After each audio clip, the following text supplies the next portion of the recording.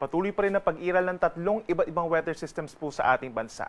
Una na dyan ay ang northeast monsoon pa rin or hanging amihan na siyang umiihip pa rin po dito sa malaking bahagi ng Northern Luzon at nagdadala pa rin ng bahagyang malamig na temperatura.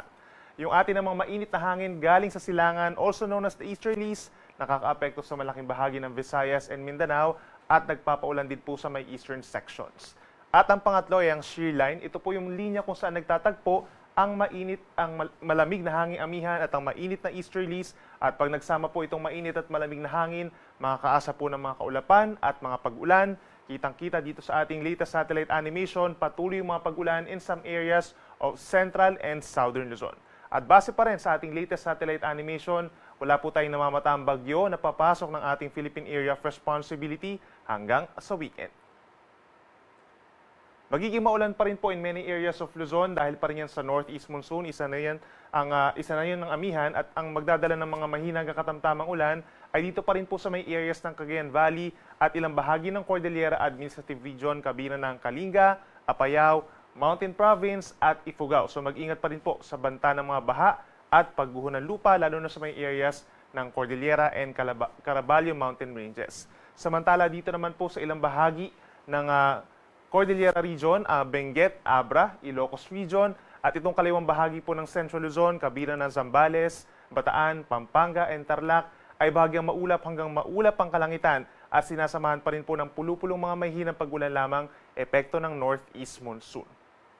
Sa ating mga kababayan dito sa natitirang bahagi ng Central Luzon, asahan pa rin ang mga minsan malalakas po ng mga paulan dahil sa shear line o yung banggaan nga ng mainit at malamig na hangin, kabilang na dyan ng Aurora, Nueva Ecija, Bulacan, hanggang dito sa may Metro Manila, malaking bahagi ng Calabarzon, Camarines Norte, Camarines Sur, at lalawigan ng Catanduanes. So make sure po na meron tayong dalang payong kung lalabas po ng bahay.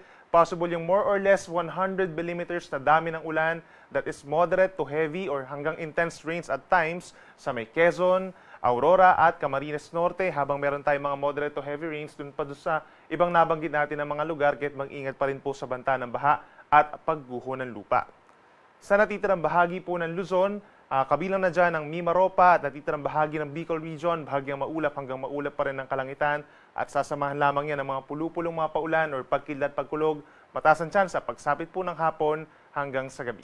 Sa Metro Manila, temperatura ay mula 25 hanggang 30 degrees Celsius at dahil sa impluensya ng amihan, bumababa na rin yung ating mga temperatures gradually sa malaking bahagi ng Northern and Central Luzon at sa Baguio mula 17 to 24 degrees Celsius. Magdala rin po ng payong ating mga kababayan sa may eastern sections ng Visayas and Mindanao dahil magiging maulan pa rin epekto yan ng easterlies o yung hangin galing sa silangan, Eastern Samar, Dinagat Islands, Surigao del Norte and Surigao del Sur, mataas po ang tsansa ng mga pag-ulan. Mag-ingat din po sa mga banta ng baha at landslides.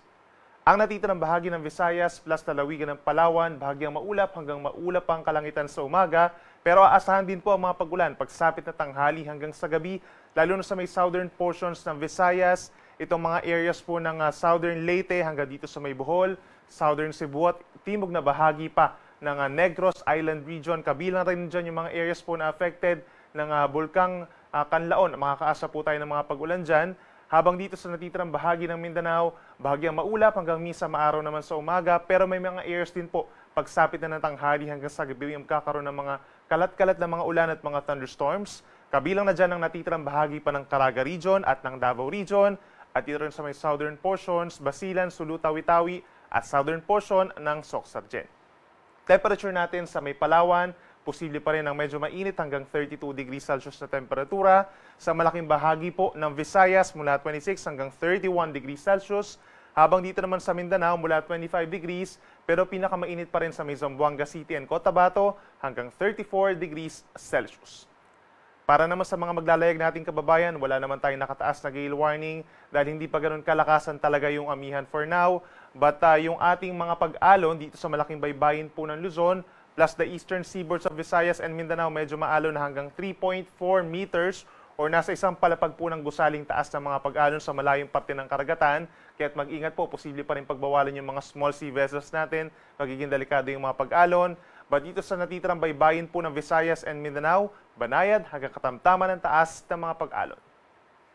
At para naman sa ating 3-day weather forecast, andyan pa rin ang epekto ng iba't ibang weather systems northeast monsoon dito sa may northern Luzon, shearline pa rin po sa bahagi ng central and southern Luzon, habang sa natitirang bahagi ng bansa dito sa may Visayas and Mindanao, minsan easterlies po at may mga times po na umiiral pa rin yung intertropical convergence zone o yung banggaan naman ng hangin mula sa northern and southern hemispheres. Sa northern Luzon, simula po Thursday hanggang Saturday, asahan pa rin ang may kalamigang panahon at sasamahan niya ng mahina hanggang katamtamang ulan sa may Cagayan Valley at malaking bahagi ng Cordillera Administrative Region, pulu-pulong ulan lamang na may hina dito sa may Ilocos Region at kaliwang bahagi ng Central Luzon. Sa ating mga kababayan po sa may Aurora, dyan pa rin sa amin sa Quezon at ilang bahagi pa ng Camarines Norte, Laguna, Rizal, Aurora, Bulacan, Nueva Ecija, makakaranas po ng mga kalat-kalat pa rin na ulan at some point hanggang sa Thursday, epekto yan ng shearline o yung banggaan ng amihan at ng easterly. So make sure po na meron tayong dalang payong at mag-ingat pa rin sa banta ng baha at landslides. At finally, dito sa may eastern sides po ng ating bansa, sa may Visayas and Mindanao, kabilang ng Eastern Visayas, Caraga and Davao Region, may kalat-kalat na ulan. Mas madalas po yung mga pag-ulan natin doon sa mga areas na yon at sa natitirang bahagi po ng Visayas and Mindanao, magiging madalas din ang mga pag-ulan pagsapit ng hapon ng gabi ng Thursday hanggang Saturday. Epekto yan ng easterlies plus the intertropical convergence zone. So lagi po magantabay sa ating mga rainfall advisories and even heavy rainfall warnings sa malaking bahagi po ng ating bansa.